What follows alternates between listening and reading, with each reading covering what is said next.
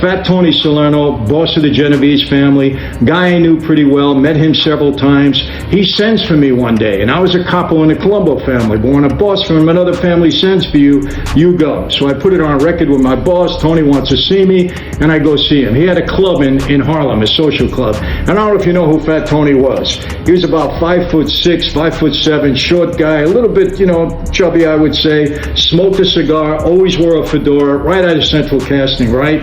Talked like a real tough guy, but a really good guy. So I go see him in Harlem. And he looks at me that day. We're sitting in front of his club, and he says to me, "Hey, Mike, how you doing?" I said, "I'm doing good, Tony." He says, "I hear you're making a lot of money in this gas business. Is that true?" I said, "Tony, I'm doing pretty good. I can't complain." He says, "Really?" He said, "Yeah." He said, "I got a favor to ask you." I said, "Tony, anything you want that I can do, you got it." He's the boss, right?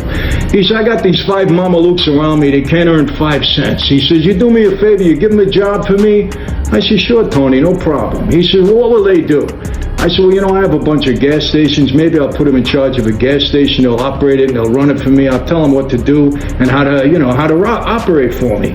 He says, I said, "But Tony, please, these guys sometimes," I said, "don't let them rob me. You know how these guys are." He said, "Rob you? I cut off their hands, their arms." I said, "Well, you don't have to do that, Tony." I said, "But just, keep them in line." He said, "Don't worry about it." So he says to me, "How much are they going to earn?"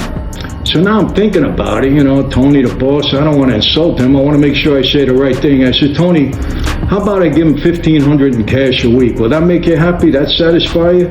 He looks at me, he goes, "$1,500? The cigar almost fell out of his mouth. He says, "Give them $500, give me the $1,000.